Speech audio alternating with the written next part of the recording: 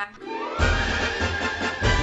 Hello everyone, I'm finally back with the updated video that everyone has been asking for, and it's taken me a very long time to put up. I have my reasons though, and I'm going to explain that as well. I have a few things written down. I have a list written down actually, so don't make fun of me. But I just didn't want to leave anything out of why I quit my job at the post office. And I'm also going to be telling you why it took me so long to make this video and update you on my experience and now why I quit. I'm going to start with why it's taken me so long to put up this video, or to make this video period, is because of deaths at the job. Reoccurring deaths at my job, or at my ex-job. No, I didn't kill anybody. My manager's wife had an accident in Orlando. I don't remember correctly if they were on vacation in Orlando or if she was just vacationing. His wife had an accident and fell down the stairs. Long story short, she hit her head pretty hard and she passed away. That happened about maybe a month after I started at the actual post office as a RCA, a rural carrier. And another death that also happened was my supervisor also passed away. I found out not too long after I quit my job there. My supervisor had had a motorcycle accident while I was still working there, I remember. And he ended up going to the hospital because he hit his head as well pretty hard.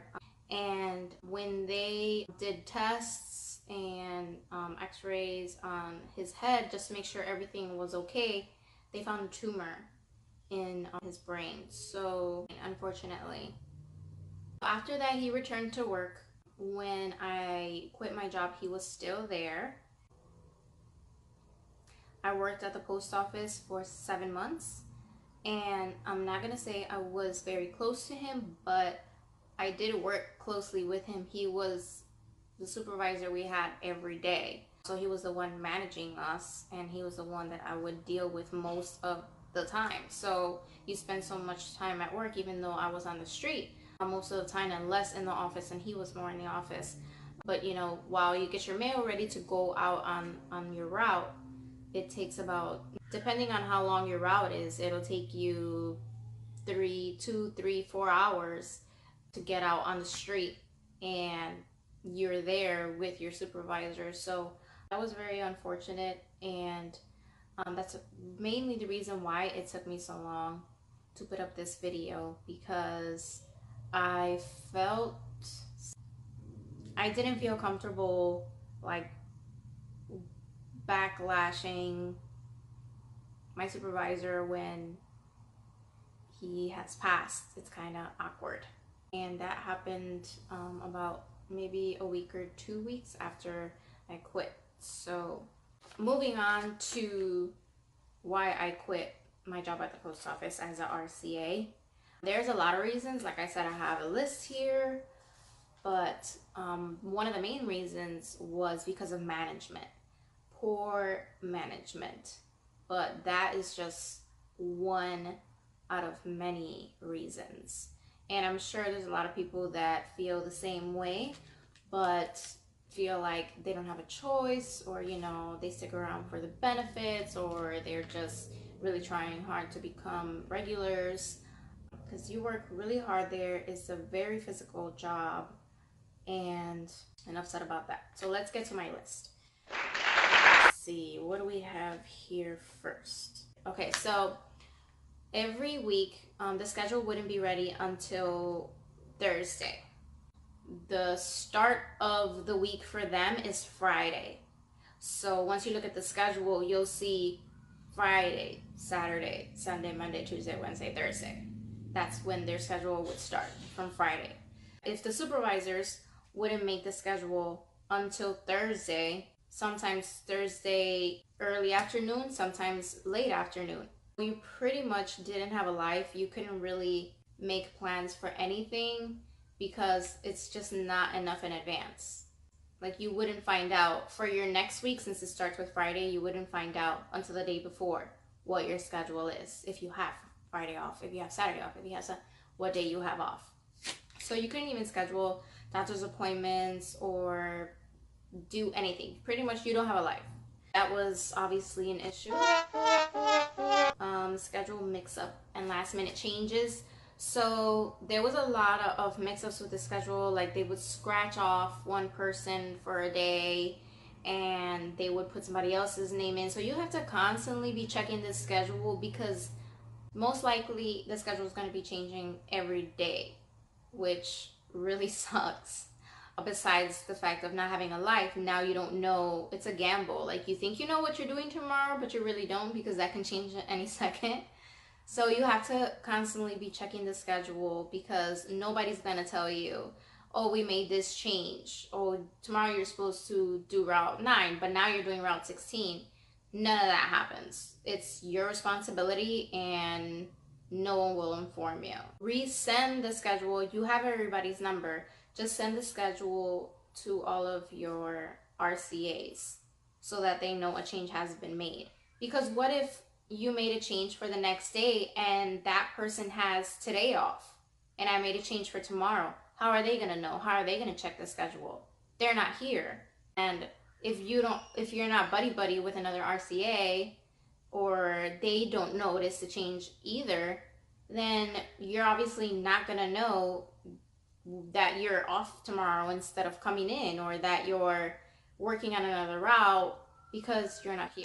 Every morning you have to look at the schedule for any changes, and every afternoon you have to look at the schedule for any changes. And if you're not there, then you just don't know, so you're screwed. So now if you don't come and you're supposed to come, or you come and you're, whatever the case may be, you're gonna be in trouble for it, even though you didn't know and you weren't there to the schedule and nobody told you anything. So that seems like poor management to me. Most of the rules are not followed. Like something as simple as RCAs deliver mail on the rural side. The city carriers deliver mail to the city side. One of the rules is that you cannot cross over. So a rural carrier shouldn't be delivering city mail, and a city carrier shouldn't be delivering rural mail. Well, I, as a rural carrier, an RCA, had to deliver city mail. And I knew that it was a rule that you can't cross over like that, but it was a direct order from my supervisor. And whatever my supervisor says, if it's a direct order, I have to do it. And then I confide it later with the union, so I can fill out a grievance. But if I'm told to do something at that moment, even though I know it's wrong and I'm not supposed to do it and I shouldn't do it, I had to do it because it's a direct order. Grieve it later. So I think that's just nuts, honestly. Oh, another one of the rules that was broken all the time was you're assigned to a route. In my case, a rural route. So whenever my sub isn't there, if she has 1 day off, she has 2 days off, she has 3 days off, I'm there when she's not to do the route. That's my main route. If she's supposed to be there one of her working days and she calls out, they're supposed to call me in because that's my route. I sub for that route. There was one time that my sub called out and I wasn't called in for that route. They put somebody else on that route. That they're not supposed to do either. And I'm supposed to fill out a grievance with the union for that as well. Who wants to waste their time doing that? And honestly, what are they going to do? Like, nothing's going to come out of it. It's just a form of making you feel like something's going to be done. Nothing. When nothing comes out of it. Another thing that irked my nerves was the supervisor constantly calling me to see where I am, how much longer I was going to take. When some RCAs would come back, obviously the people that have been there longer, they will be back by 1, 2, 3 o'clock. Come in, put their stuff away, clock out, and go home. But there's some of us that are RCAs that are new that need help. They are supposed to send those RCAs that come back and send them back out because we're supposed to be back by 8 o'clock. We're all supposed to be back by 8 o'clock. If you know someone is behind or needs help, or maybe there's a big route just like mine, I got stuck with a really big route, a very long route. So instead of calling me, asking me where I am and how much longer am I gonna take, well, if you would send me help, then I would be back. But that wasn't the case. The Amazon madness. So let's say I was out on the street delivering a route and it's 7:30 and I'm not gonna finish. I still have a lot of mail and packages to deliver. I'm supposed to call my supervisor and say, you know, I have this X amount of mail, packages, whatever. What they usually tell you to do is deliver the Amazon packages that you have left and just bring back the rest. Bring back any mail, any other packages that you may have, but deliver the Amazon packages. So instead of sending me help, which I think would be better management and better customer service for these people, I mean, I am a customer myself, obviously I receive mail, I would send another RCA to help me to make sure everybody gets all of their mail, all of their packages, no matter what it is. That wasn't the case. So I just didn't agree with a lot of direction or choices or decisions that management was making.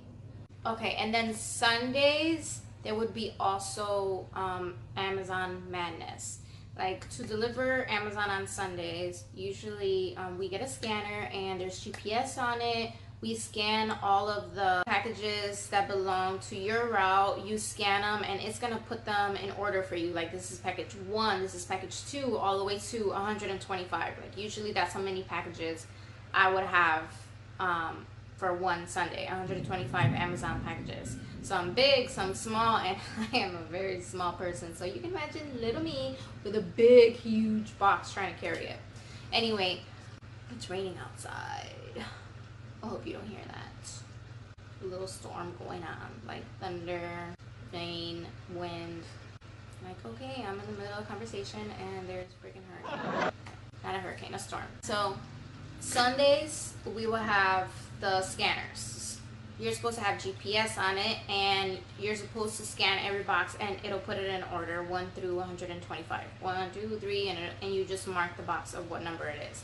Then when you load your truck, you obviously load your truck 1 through to the last one. Some Sundays, the scanners, you know what? No. Most Sundays, the scanner wouldn't work. So it didn't have the GPS. So I either had to know where I was going or know the area or how to get there or use the GPS on my own phone. And number 2, sometimes it wouldn't work to number the boxes either. I would have to put the packages in order of street name.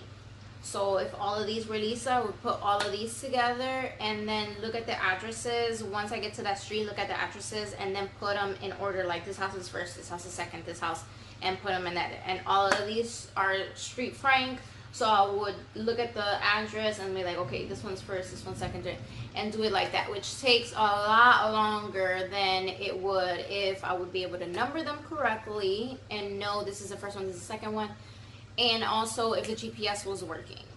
It would be, on Sundays, it would be, instead of Amazon Sundays, I started calling it Amazon Madness. Because it really was. It was very frustrating. It was stressful. You want to get home. You want to get done. Because Sunday is supposed to be an easy day. Sunday is supposed to be the day that you come home early. And most of the time, I would be always the first one to finish on Sundays. I can say that I was quick with the Amazon packages. But during the week on my rural route, I would take a long time because I had such a long route. And obviously, I don't do it every day. I think I would only do it once a week, because she only had 1 day off a week. So I'm not gonna get fast at it. It's gonna take me over a year to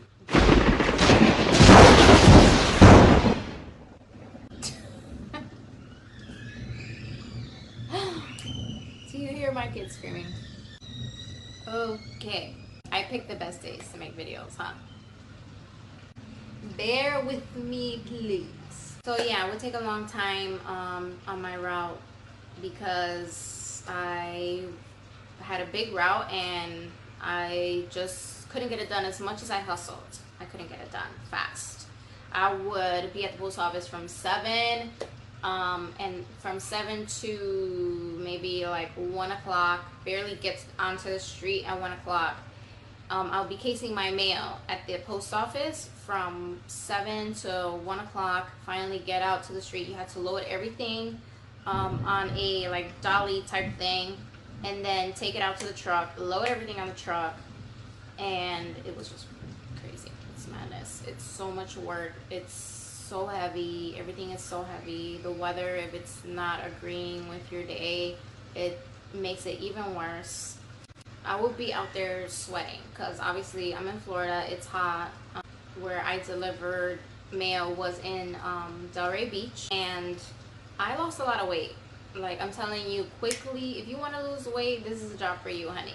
Because I was 132 pounds when I started. Like, after a month, I was 120 pounds. Maybe less than a month. But I'm sure, like, surely after a month, I was 120 pounds. I lost 12 pounds in 1 month. Like, that's crazy. And after that, after I did lose so much weight, I had to re-buy whatever clothes I was wearing, whatever shorts, because once I'm on the street throughout the day, my shorts would get like soaked because I'm sweating. So they would start falling off because I had lost so much weight. So I had to repurchase shorts. And then if it was a day that I am sweating because I'm hustling and it's hot, like there was no day that I delivered mail that I wasn't sweating.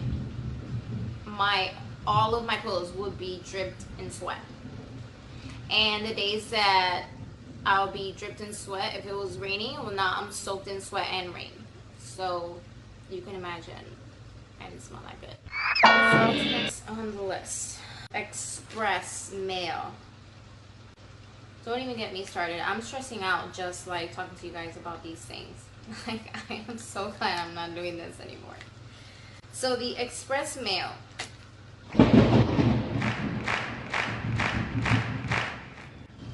This weather is just not working with me. But no matter the storm, we're gonna continue. So the express mail is supposed to make it to the post office by 11 o'clock because it's supposed to be delivered by 3 o'clock, and usually you'll have about anywhere from 18 to 26, sometimes 30 items if it's during the holidays. Depending on what day it is, you'll get anywhere between 18 to 30 express items. The express would always be there late, and if you were doing express, you had to be delivered by 3 p.m. So if it's supposed to be there by 11 o'clock and it didn't get there until about 1:15, 1:30 sometimes, how are you supposed to be expected to deliver about 20, 25 express items that are supposed to be delivered by 3 p.m.? It's all scattered all over the place.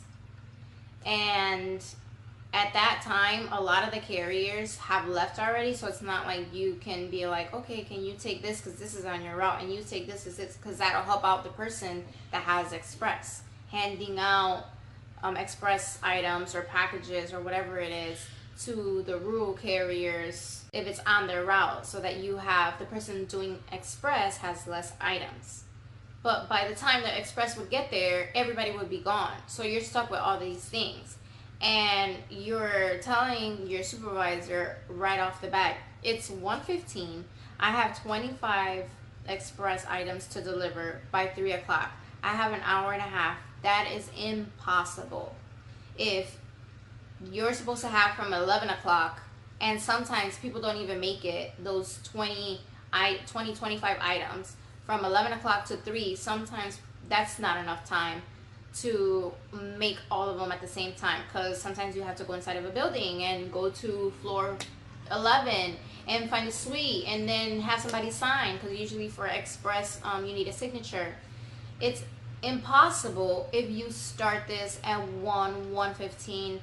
It's just crazy talk, and they don't even say anything to you. Like, they're like, well, you need to get it there by 3 p.m. and that's it. So you're not supposed to do this, but most of the time, right before it would hit 3 p.m., if it was 2:58, I have obviously multiple items left. I would scan them all, delivered, and then still continue to deliver it. But if somebody is keeping track to see where their item is, which a lot of people don't have lives and stop their package and do that, then they're gonna be like, wait, delivered? It's not here yet. What are you talking about? So now they're calling the post office talking about my express says it was delivered. I don't have it. Where is it? So now I'm getting a phone call talking about where is it, and I'm like, I delivered it. So I had to lie, which I hate. I'm not a good liar. And they just put you in a predicament, and they put you in such a rough spot, and they want so many things done they want so many impossibles for you to make possible, that it's just so stressful. It's not worth it. Okay, so moving on to another reason. So this job is so stressful that, I mean, my supervisor passed away. My post manager quit as well, and he's been there for years. And the postmaster like smokes his life away, smokes cigarettes like all day long to try to deal with the stress because it's so crazy. It's a stressful environment. Like one time there was two carriers that were gonna no, it wasn't the two carriers, I'm sorry. The city carrier was gonna go at it with the supervisor. They were gonna go at it like they were gonna go outside. Like it was crazy. Another thing I didn't like was once the holidays came around, I was working 12 to 14 hours as well, but every day. And I have two kids. I wouldn't see my kids when I left to work because they would be sleeping. And I wouldn't see my kids when I would get home because they would already be put to bed. So I didn't see my kids for 2 weeks, and we live in the same house. Also, like I said about the losing weight, you know, obviously I lost a lot of weight because it's a very physical job. I was always out on the street sweating, hustling, trying to hurry. But another reason why I lost so much weight was because I didn't have time to get a lunch or any break. There was no time to take a break. There was no time to take a lunch break. There was no time to eat. It was just impossible. I was already scraping to make it back by 8 o'clock every day. And if I took a lunch, I wouldn't be back till like 10 o'clock at night. Like it's impossible. Everything is impossible there. Another thing that was big for me was I didn't agree with the customer service. I just feel like the people deserve more. The customers deserve more. Don't get me wrong, there are good mail carriers out there that go above and beyond for the people on their route, for the customers, for the residents on their route. And I love them so much for it. There's a lot of good people that I met, a lot of hardworking people. As much as there were people that just life stank for them, there was also good people that I met. Very good RCAs that are just good people and good at the job as well, and good, you know, regulars that were just amazing people, wonderful personalities, and just pushing me to like keep on, keep trying, move forward. I was gonna get better. That's probably the only reason why I lasted 7 months. It was because of them, because of the good people, and because of my customers too. I had such nice people on my route. I met so many great customers, and they really make it worthwhile when they, you know, thank you and appreciate what you do for them. All in all, the reason why I made this video wasn't to knock people off or discourage people from applying or working at the post office. Completely the opposite. I think it's a good experience. I think it makes you stronger. If it's not for you, then you will appreciate have been working there and had that experience prior to your future, your next employer, your next job, just because you've been through the worst. Like it can't get any worse than that. It can only get better. You've been to hell and back. Anywhere else, you'd be skipping and hopping to work. I know I was, because I was so happy to be out of there because it just wasn't for me. So if it's not for you, it's just not. It's lessons learned, and you have a lot to take home with you. So hit the like button if you like the video. Thank you for watching. Make sure you subscribe. And if you have any questions, leave it down in the comments. I'll be happy to answer any questions. I'm sure there's things that I didn't mention, and people are going to have more questions than I already answered. So I'll see you next time in the next video.